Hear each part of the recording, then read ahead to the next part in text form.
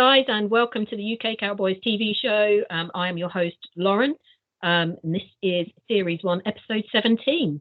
And we are now approaching, we're past the quarter-way mark of the season. And we've got a big game coming up this weekend, so I'm excited to be joined by my fellow co-host, Mr. Mike Poland, and Brian Gaynor, our regular joinee of the group. And we've got another special guest following up from Jane Slater earlier on in this week. We have Blogging the Boys and all-round Twitter superstar, Mr. RJ Ochoa. Welcome, sir. What's up, my friends? Very, very pleased to be joining you. It feels weird hearing you call it Series 1. I feel like I'm watching a different show on Netflix.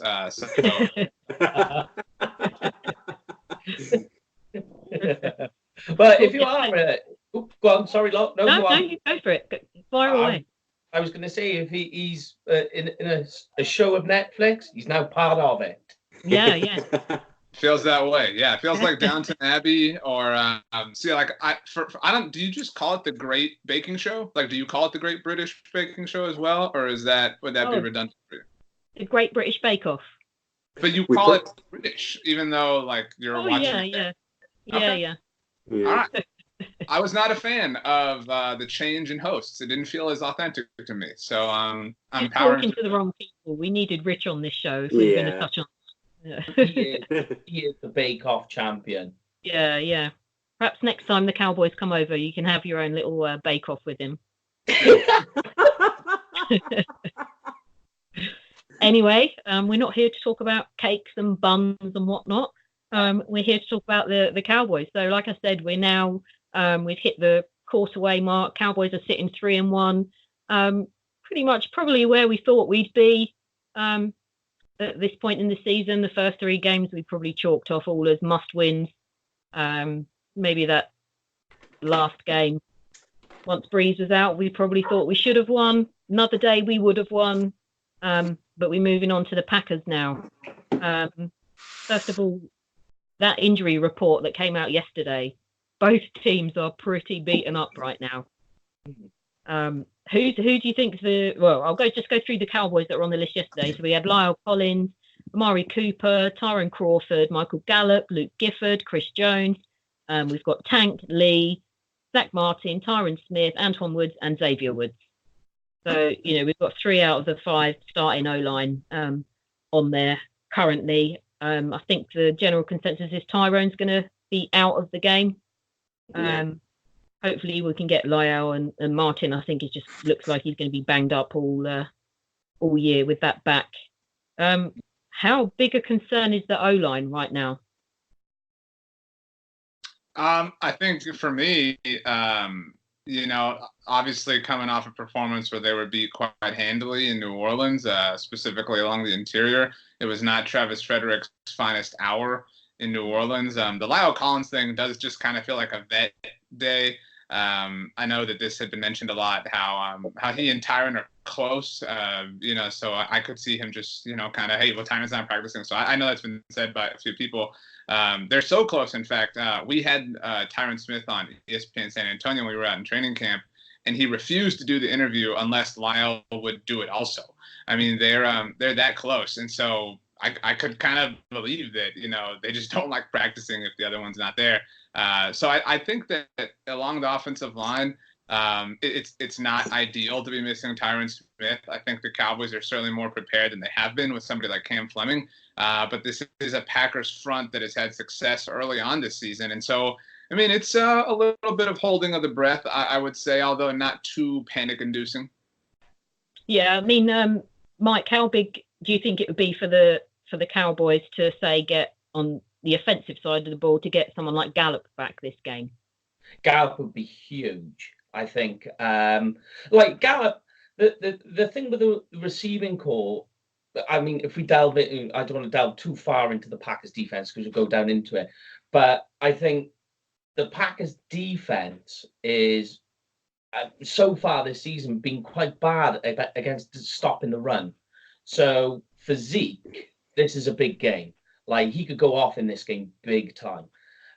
So I think for Gallup, it's more of a case of because Zeke's running game will open the receiving game, if you like. So I think what he will more or less do is help, because the defensive backs as well are beaten up quite bad. If you look on the injury report, the defensive backs are shot for the Packers. So I think more than anything, it'll help Amari Cooper as well. So the two, I think, with Gallup being there, is going to more open up for Amari and for Zeke in the running game.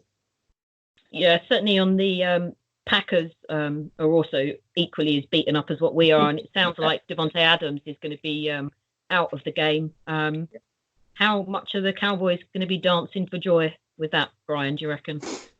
I can see the defensive backs being very, very happy about that. I think Byron this year hasn't been as good as last year, but I think that he's just trying to get up tempo in the game. So Devontae Adams being out is going to help. He's not going to be as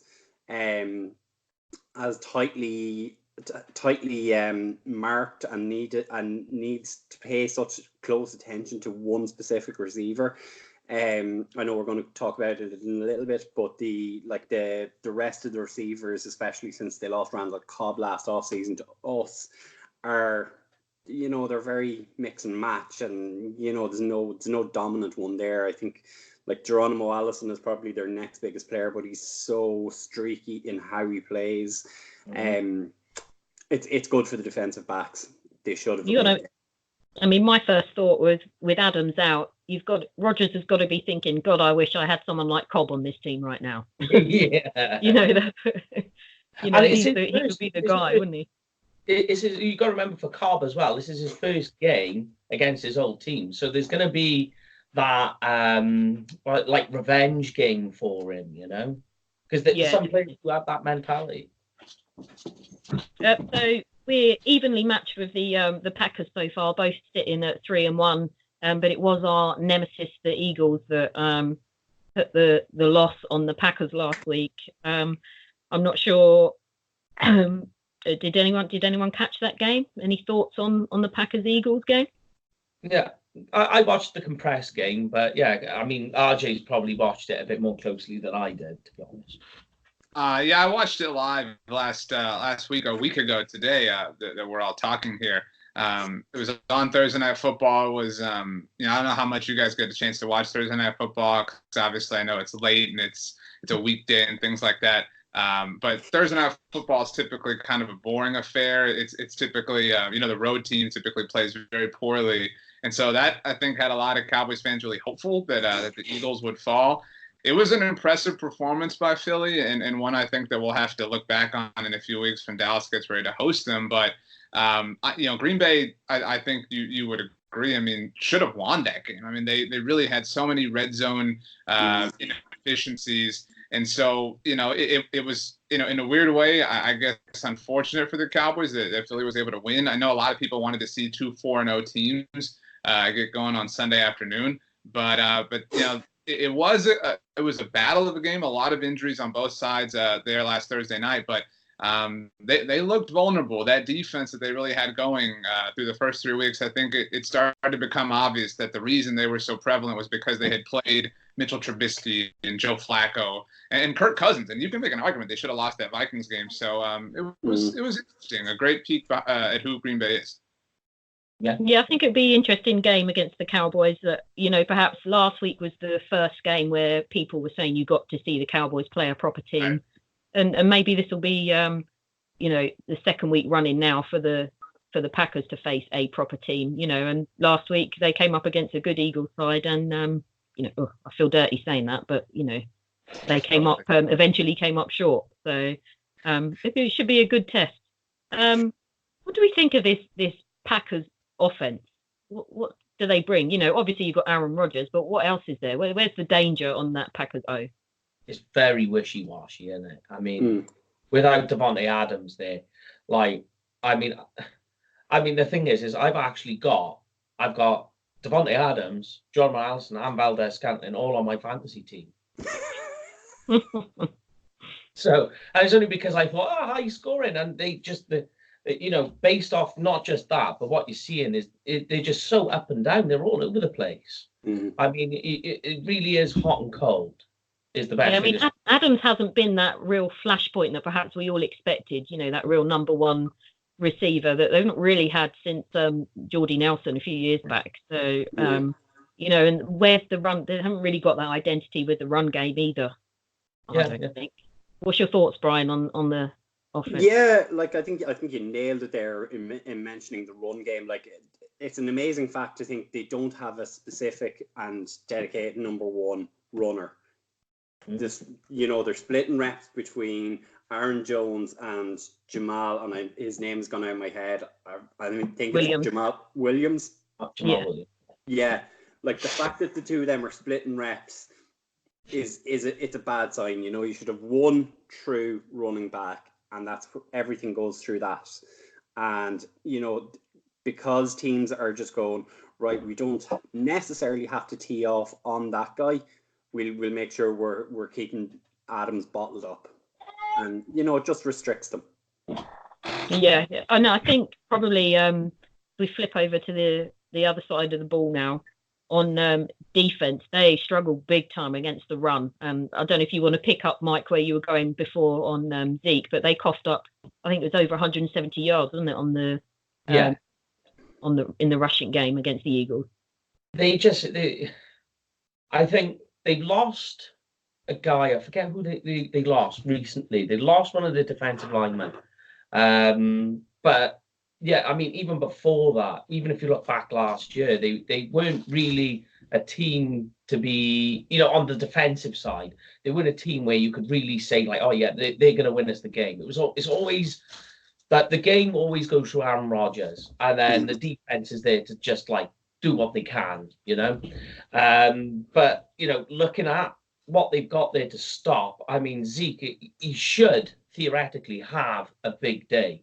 Our O-line, which is a little bit injured, I don't think is this isn't a game where you think, we need all five. I mean, you do. It's always nice to have them, but you don't necessarily need them in this game because I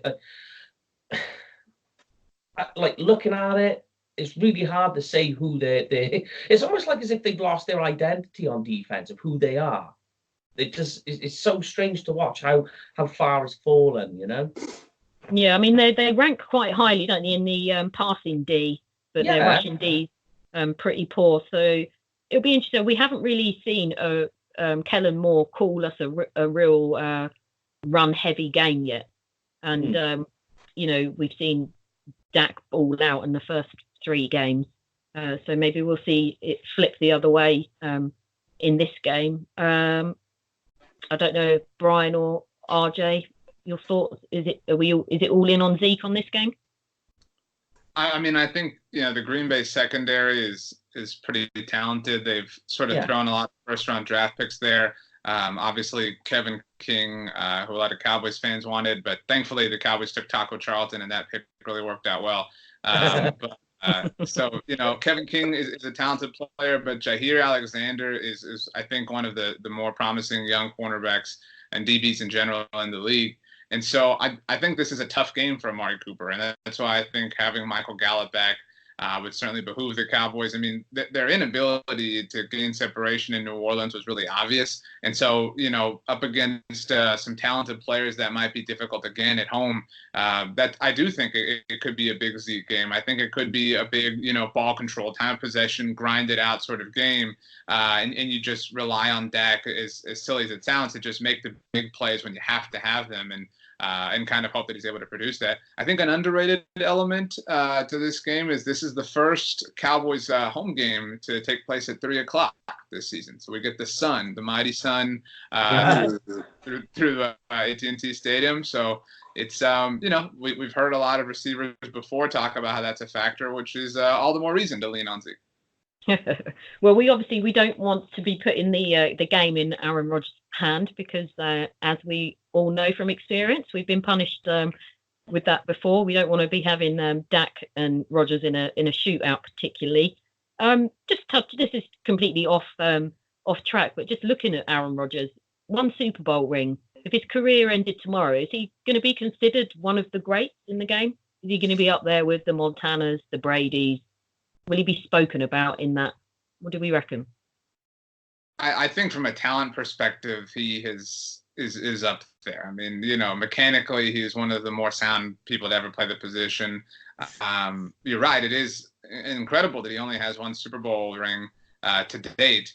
But you look at it, and I used to have this take that I thought that he never really was challenged in the playoffs. I mean, you look at, I think it was 2012, they beat Christian Ponder's Vikings in the playoffs before they lost to the 49ers. In 2013, they lost in the divisional round in Green Bay to the 49ers again.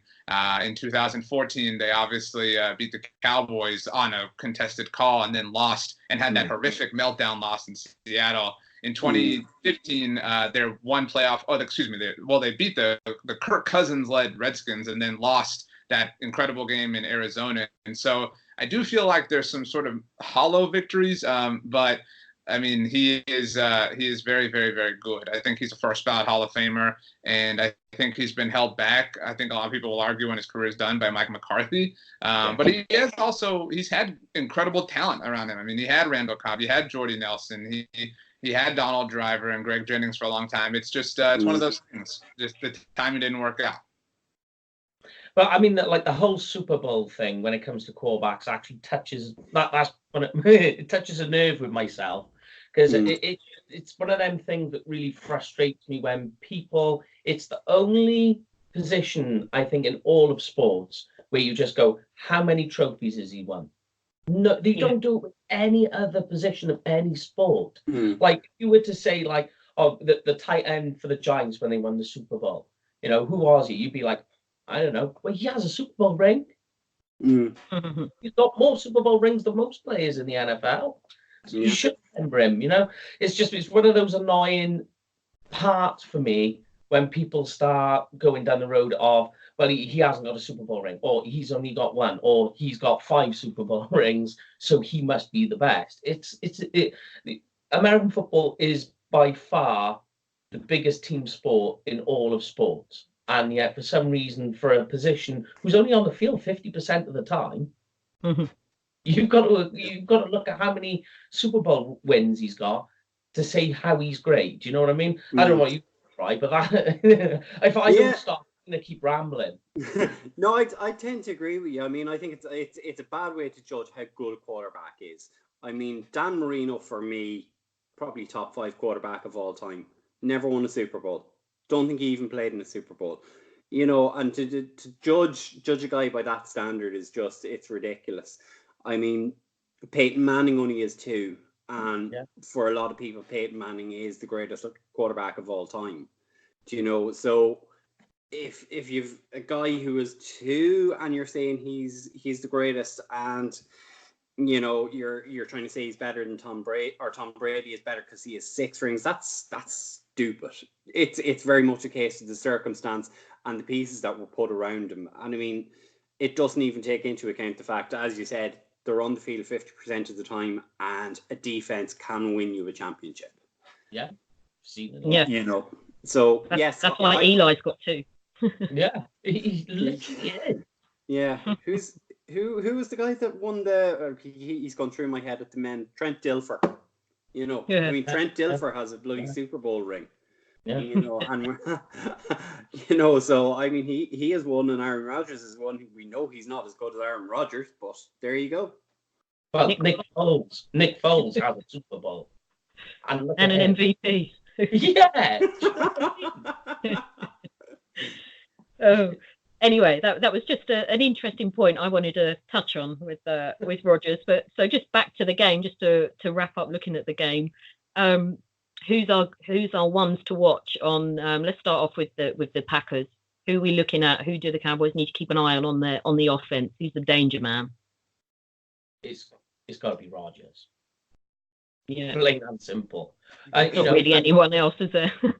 I mean, not just that, but who he is, and he can control what happens with the defense too. What he does on the field on the offense controls what the Green Bay Packers defense have got to do. It literally, this entire game, it's all on his arm. Yeah. I would agree with that. I mean, especially assuming no Devontae Adams. I mean, there's no real reason to fear the Green Bay Packers offense other than the fact that they have the one man who can single-handedly beat the Cowboys. And so, for them to win, I think would require a Herculean effort by their quarterback. But the facts are that this particular quarterback has provided that sort of Herculean effort time in and time out. So I mean, until you stop that, you have to be afraid of that because there's unfortunately a lot of evidence to suggest that regardless of what's around him, he can find a way to get it done. Yeah, I kind of feel that Jimmy Graham's a bit of the forgotten man on that team as well. Shadow of the player he was when he was with Breeze at the Saints. But he's the kind of guy you'd never say you wouldn't rule out him turning up on a day like Sunday. You wouldn't. I don't know. Go on, sorry, Brian. Go on. Yeah, I mean, obviously for us, it's definitely it's number 12. He's come to Dallas twice in the last couple of years and broke our hearts. And he always seems to find someone, like it was Jared Cook and the Dragon just the toe tap to set up the field goal. So he always manages to get someone, and if you can think of anyone that might have a game, it could be Aaron Jones. Yeah. The one as well, I think it could be quite a sneaky one, is Geronimo Allison, because he is a guy who is talented, but he's just oft injured, and I think that just holds back sometimes. So he could be a sneaky one to watch. He started playing in the Eagles game. From what I could see in the highlights, he had a good game. What about on defensive side of the ball then? Who should our offense be wary of? I guess Jair Alexander, you touched on, RJ, probably the real danger man back there. Yeah, I mean, especially when you look at the way, I equated him to someone. Marshawn Lattimore didn't take over the game in New Orleans, but I mean, he inhibited Amari Cooper to a great degree. And so obviously Jair Alexander, if he can have that sort of effect, that can really stifle the Cowboys' aerial attack. If Michael Gallup's back, that certainly changes to a degree. But I mean, I think unquestionably Jair is the most talented player on the Packers defense. And so he certainly bears watching on Sunday afternoon. Yeah. I mean, I would go with the safety position, if you like. The safety position on defense is their key, The other guy next to him, Darnell Savage, another good one. He's a sneaky under the radar guy. So for me, it's not so much a player, it's the safeties for me, Yeah. If you play in the run game, then you're going to bring one safety up. So it could open up the passing game. But, like RJ saying there, I totally agree with what he's saying. It's the safety position more for me than anything. What about you, Brian? Anyone different? Yeah, I'm going to go with the other player that RJ tipped there earlier with Kevin King. And it's pretty telling that we're all picking someone from their secondary. If we can expand a little bit, it's that, obviously Alexander is probably going to pick up Amari, and King will probably pick up Gallup if he starts. And then if you have the two of them going and the two of them are at 100%, it might open things up for Randall Cobb or Devin Smith and possibly the tight ends as well, who all collectively have done well this season, and Dak hasn't been afraid to move the ball around to everybody. I think we were saying on Tuesday night that he had 5 different receivers with 3 receptions during the Saints game, and that's good. That he got that chunk play to Blake Jarwin, which led to Zeke's touchdown. So that's what we want to see. So but hopefully their secondary has a poor game. Well, I mean, Kevin King is coming up, mind you, as a do not participate for a groin injury. Yeah, I mean, he's banged up a lot, isn't he? And I think, he does miss quite a fair few games here and there. So we'll see. I'm not sure how hurt he is, but interesting. Yeah. Okay, so for the Cowboys, on offense, Zeke, is he our general consensus for the main man? I'm I would throw out as an underrated sort of place to look. I would throw out Connor Williams. Just because he's probably been the most susceptible so far this season, and he's losing 50% of his, strong footholds there along the offensive line with no Tyron Smith, and so I think that is, if I were the Packers, that's where I'd go all day long. I'd go at Connor Williams. He's already been the weakest member of that offensive line. He has no Tyron Smith to help him out, and we could see a lot of pressure in terms of Green Bay trying to get a sack from the left side of that offensive line. So, I mean, Zeke is going to be Zeke, but for that to happen, Connor Williams is going to have to be pretty special. Yeah. I mean, I'm going for a cheeky one for me to look for is Tony Pollard, because I can see Zeke getting used a lot. And then, even using 20 personnel where you've got the two running backs on at the same time, I can see them going for a bit of that, for a little bit of sneaky action, mix it up a bit. So Tony Pollard's my guy. Yeah. And I'm going to pick Devin Smith. I reckon he's going to burn someone for a touchdown. Okay. Yeah, we'll take that. Okay, and flip it over then onto the defense for the Cowboys. I mean, are we going all in to try and up those sacks for Quinn and Tank and get to Rodgers? We've got to be limiting him as soon as we can, really, right? Brian, we'll start with you or RJ, whoever. I think, go for it. Robert Quinn certainly bears watching. I wrote something this week. He, in 4 career games against Aaron Rodgers, he has 3.5 sacks. On one of them, he forced a fumble. And I don't feel like the Cowboys have ever really had that sort of weapon against Aaron Rodgers. They've always been inhibited. Certainly in the Dez catch game, unable to get any pressure on him. That was when he had that calf injury. Obviously unable to get pressure on him in the divisional round 2 years later. That's how something like 3rd and 20 happens. I think that the fact that the Cowboys can get after Aaron Rodgers this time around really will change the complexion of the game. And so Robert Quinn's my pick. I mean, he's certainly been off to a great start, and I think he continues it. If he were to get a sack, by the way, he'd be the first Cowboys defender to get a sack in each of his first 3 games with the team. So that'd be pretty cool. Yeah. I'm going the other end. I'm going Tank. I mean, he's their tackle is out injured, so they've got. Yeah. So I mean, he's due a big game. He's ready to go off, and he's been steadily getting there, and I think he's there now. So I can see him, having a nice game, having a big game. So he's my guy on defense.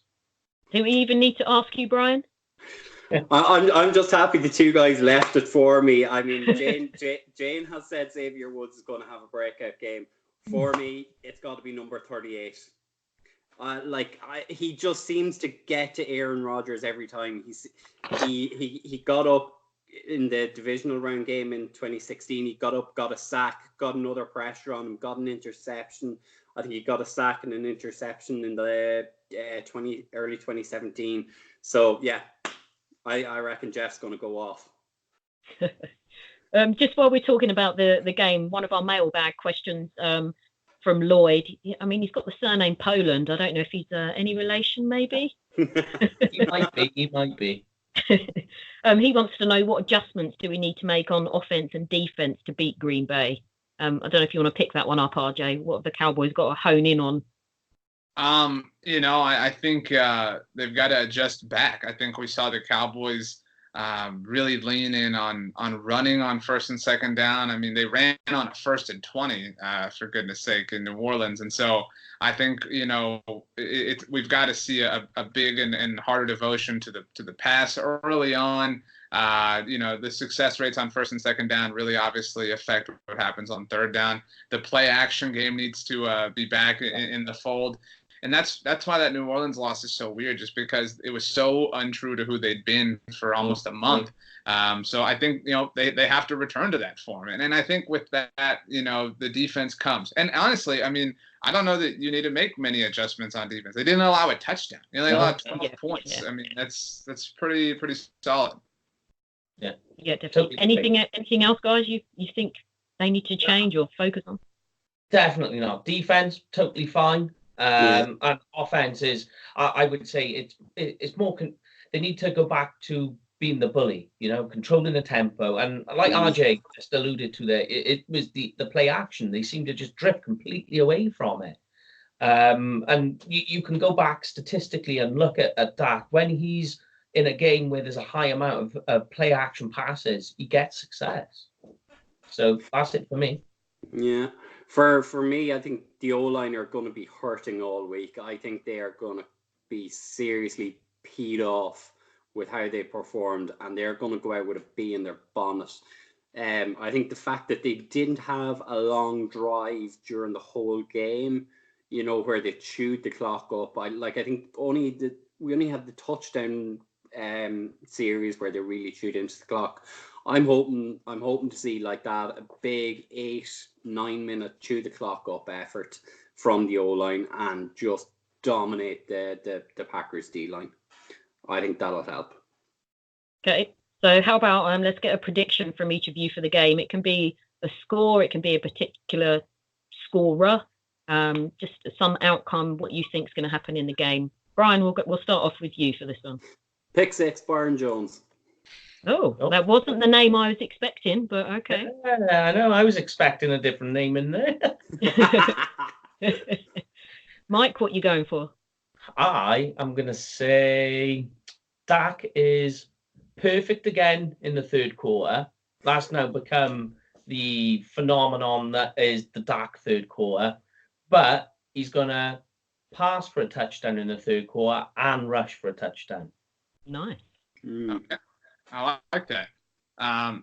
Mine's a bit more vague, so that it has the higher percentage of being correct. But, I thought last week Dak is a really special player, and he's somebody that kind of rises to special moments. And I really thought returning home to Louisiana on Sunday Night Football, his first game ever in the Superdome, I thought that kind of fit the bill for a special moment. Obviously, I think Dak played all right, but this game has a special vibe. It's the only 3:25 p.m. Central kick this week. It's on Fox. It's America's Game of the Week. It's Joe Buck and Troy Aikman and Aaron Andrews, and it's October. And in fact, and I'm working on this right now for the site. The game is on October 6th, and October 6th is on a Sunday for the first time since 2013. And October 6, 2013 was the incredible Tony Romo, Peyton Manning game and duel that we saw at AT&T Stadium. So maybe it's just me, maybe I'm reaching. It just feels like there's a really special energy about this game. And so I kind of feel like, much like that game was for Tony Romo, I feel like this is a career-defining game for Dak Prescott in a lot of ways. He's obviously in MVP consideration right now. Aaron Rodgers has had all this success at AT&T Stadium. This kind of feels like the slaying of a dragon, so to speak. And so that's my really wide cast net, and we'll see what it brings back on Sunday night. Well, I don't think you could have pumped us up any more than what you did for the game there. So the game will be on UK time on Sunday at 9:25. So be sure to check that out. And then Mike will be back on Tuesday with the post-game show, picking up on hopefully making the Cowboys 4-1. RJ, thank you so much for joining us again. You're always a big hit with the guys over here, and I know a lot of them follow you on Twitter and soak in all your number bites and whatnot. So thank you for hopping on with us tonight. It's really appreciated. Anytime. I'm a big fan. I got to get one of those UK Cowboys fan flags. And so I really appreciate the invitation, and really hoping we have some stuff to be happy about next week. Brilliant. Okay, guys, thanks very much. Be sure to follow us everywhere. We're Facebook, Instagram, Twitter. We are original, the #1 UK Cowboys fans. Thank you. Cheers.